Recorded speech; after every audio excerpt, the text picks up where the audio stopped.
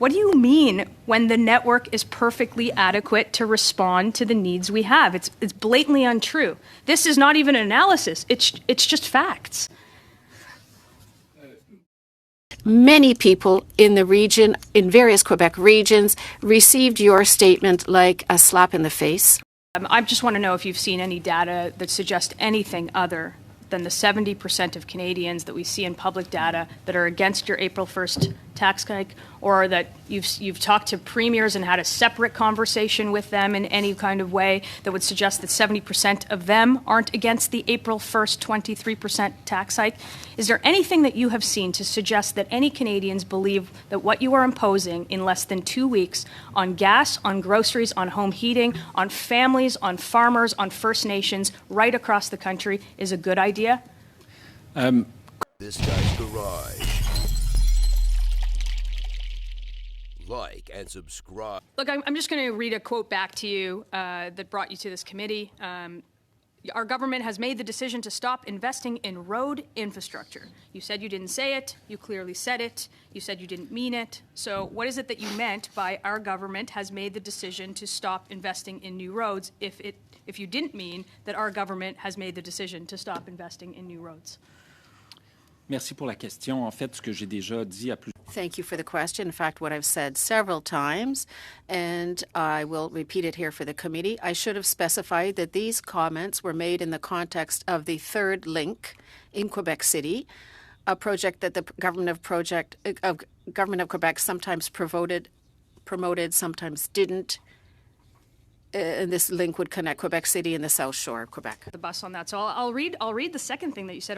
The analysis that we have done is that the network is perfectly adequate to respond to the needs we have. Now, I don't have to tell you that it takes 29 minutes to drive 10 kilometers in Toronto. It takes 19 minutes in your city of Montreal. And of course, not everybody lives next to a subway. So what's the analysis that we have done? Can you state a specific analysis? Comme je l'ai dit, et je vais le répéter, je faisais spécifiquement référence. As I was saying, I was specifically referring to the third link. Did you share that with the Minister of Transport? Because he earlier threw you under the bus and said that he hadn't seen an analysis. So is that something that you're willing to share with him or maybe table at this committee? Je pense que ça s'est perdu un peu dans la... I think things got lost in the translation. I was saying that there are analyses that have shown, countless analyses in Quebec, that the third link is not needed, the link between the Quebec City South Shore and Quebec City. We have done, you're talking about an analysis that was done. Which analysis? Ouais, ça me ferait plaisir de communiquer au... I'd be delighted to communicate the studies. The studies have been made public. At all? Comme je l'ai dit, ce sont... As I've said, these are public studies concerning the fact that a third link is not necessary in the Quebec City area. Policy and the analysis that you didn't do, that's why you're here. So in Toronto, again, I'm going to state this, it takes 29 minutes. It's the third slowest in the world in terms of traffic patterns.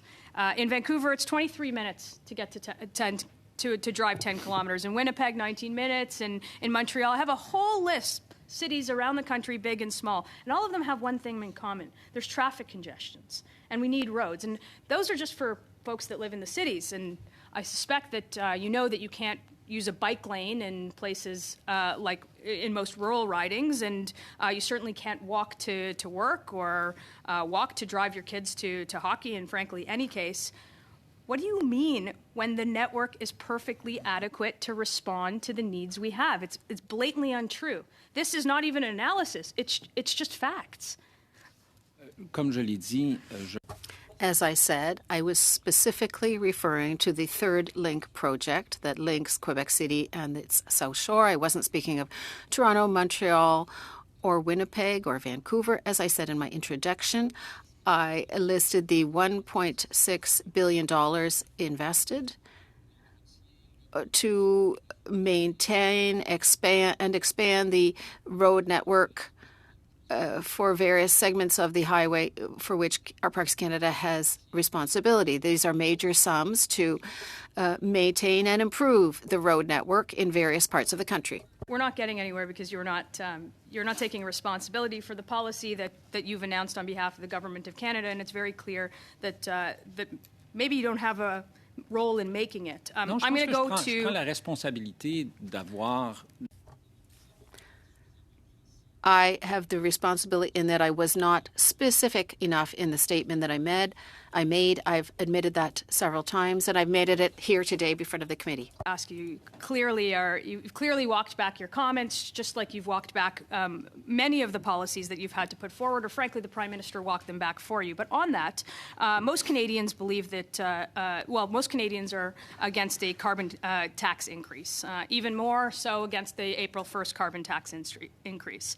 And in the case that the Prime Minister doesn't make a carve-out against your own signature policy and your raison d'etre here, is there any case, and you do a lot of analysis, you do a lot of polling, so you must be seeing exactly what the public polls are seeing. 70% of Canadians against it, 70% of premiers have now come out against it, different party leaders, different legislators have all come against your April 1st 23% tax Point increase. of order, Mr. Is there Chair. anything that you would do to change of order. your approach, Excuse you me. personally? Sorry, we have a point of order, Ms. Lansman. I've stopped your time. Ms. Koutrakis. Several of us have pointed out on this, even with earlier witnesses that have been here today. Relevance. We're here to discuss the comments that Minister Guilbeault made several months ago, and he's here before this committee to clarify what he meant.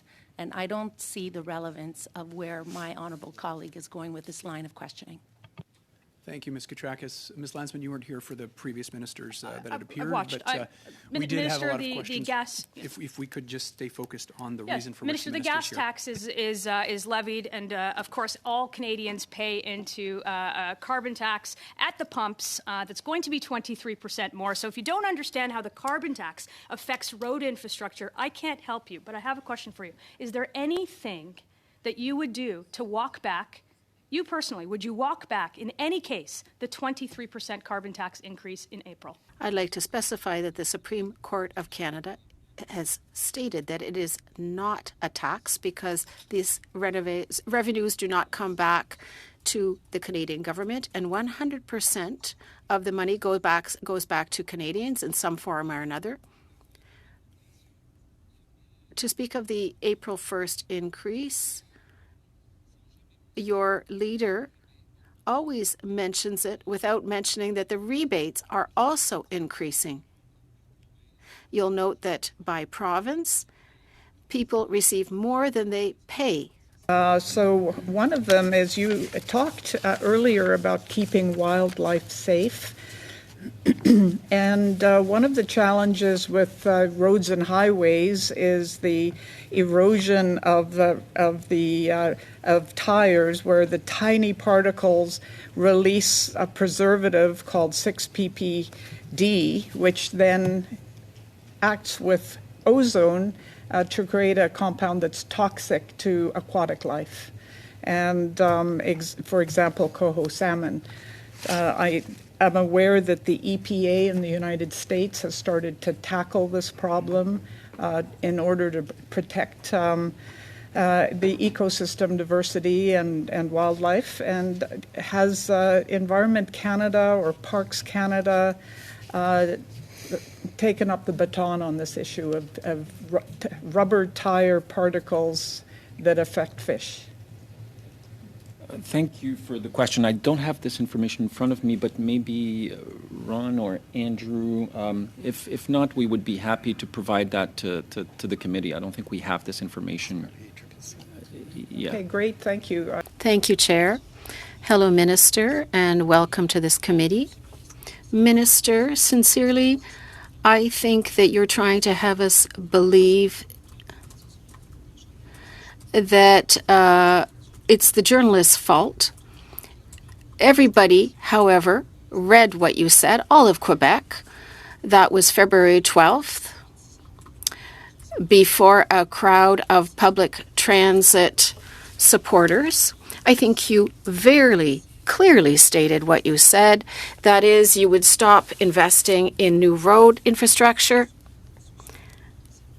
in road structure, rather, and that you would not. You say it had to do only with the third link, but many people in the region, in various Quebec regions, received your statement like a slap in the face.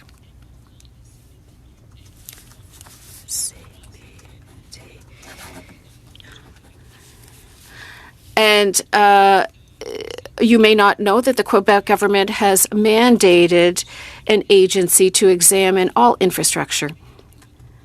You don't know the reality of our communities. Saying that you would no longer invest in roads is irresponsible when you don't know what the rural reality is.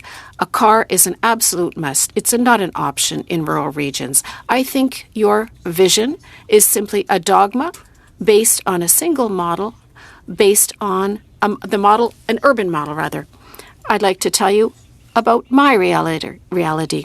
How many kilometers do you have to drive between the Lévis Hospital and the far north of my riding, or the far south of my riding, that is close to the American border? How many kilometers do you have to drive? Look, I would like to specify that I never, ever blamed the Gazette journalist. I have the greatest respect for her. I did not say I was misquoted. I have repeated that. I said I should have been more specific in making the statement and mention that I was speaking of the third link. I know very well what it's like to live in a region. I was born and grew up in the La Tuque area. I know that area. I've been on vacation there. I'm asking you a specific question about kilometers. I hear your question. I'm not trying to interrupt you, but please let me respond. I was saying that I know very well what it's like to live in a region. I grew up in a region. As for the third link, your party's position is hard to follow. You've said you're in support of the third link, but what type of third link? The last version, or rather one of the versions, would be entirely devoted to public transit. Is that the version of the third link that you support? The government of Quebec makes its own decisions. It's decided to launch the project again. I want to know how many kilometers you have to drive between the Lévis Hospital and the farthest regions of my riding. It's 106 kilometers. You can't bike there. Interruption. Oui, on va arrêter le temps. Mr. Iacono. Merci de nouveau. Mr. Iacono. I'd like to hear both responses. I'd like both the responses and the questions. Please allow each other to complete your statements so that the interpreters can do their work. We have colleagues on both sides that need to be able to understand what's being said. So we'll leave, please, a chance for the question and the answer. Are you saying, Minister, can you tell me, Minister, how many municipalities in the 30 in my riding do not have access to public transit? No. 29. 29 municipalities out of the 30 in my riding do not have public transit. What is one of the biggest issues in our rural regions? If you come from La Tuque, you must be able to answer this question. As I said in my initial statement, we have invested through Parks Canada in road work. There has been a significant increase compared to what the Harper government invested. In fact, $1.6 billion investments in Quebec as well. So we are committed to supporting regions that need it, thanks to the development of that network. Clearly, the Minister of Environment does not know what it's like to live in my riding, is judgmental when it comes to connecting the two shores, Quebec City and the South Shore, and is condescending with regard to the Quebec government when he says that he has trouble figuring out what it's trying to do. If he had any courage, he would tell business people in my riding what he said to public transit supporters, what he said to them. There's no more time. Minister, you started this committee saying that you didn't say what you meant in your comments. Our government has made the decisions to stop investing in roads. First, you said you didn't say it. Then you said you didn't mean it. Then you said you meant something entirely different. Then you talked about the analysis that we have done for the network to be perfectly adequate. And it turns out there is no analysis, or you did no analysis, or if there is an analysis, that you refuse to share that analysis with anyone. And then you said that the carbon tax is revenue neutral. We know that it's $20 billion in the government coffers, which $18 billion is not remitted. So that's not revenue neutral, if you understand the definition of revenue neutral. And then you said that more families get more back in rebates than they do in paying the carbon tax. And we know that the parliamentary budget officer says that that's not true for the majority of families and everywhere where the carbon tax applies. So if you're not going to be truthful on the first four questions in my answer, I'm going to just ask you once. Are there any circumstances in which you will cause you to walk back the April 1st 23% tax hike that you are about to impose on Canadians, which your colleagues believe has nothing to do with roads or the cost of gas? Sorry, Ms. Landsman. We'll stop the time there, Mr. Radaway. Relevance. It's a point of order for relevance. Okay. If we could just make the link between the roads and the question, I think that would be helpful for the minister and for committee members. I will make this clear one more time. You put gas in your car to drive on the roads. I'm asking him about the carbon tax that you're about to raise on Canadian families on April 1st. So, Minister, do you have an answer to the question?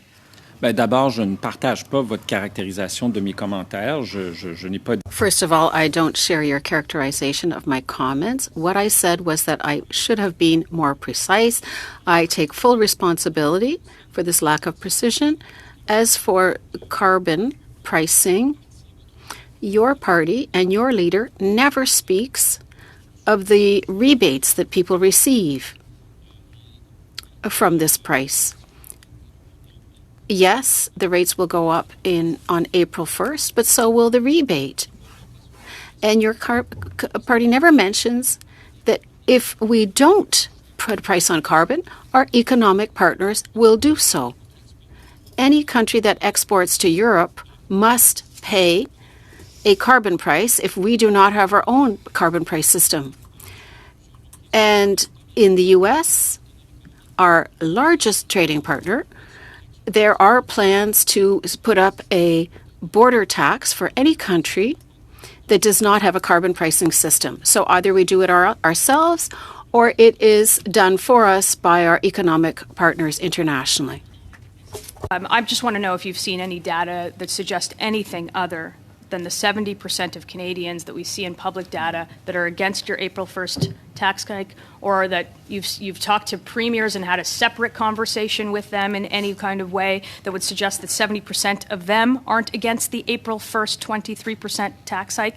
Is there anything that you have seen to suggest that any Canadians believe that what you are imposing in less than 2 weeks on gas, on groceries, on home heating, on families, on farmers, on First Nations right across the country is a good idea? Comme votre As your party in the 2021 election campaigned to maintain the carbon pricing system, this is the commitment we made, and that's what we're doing. Thank you, Minister.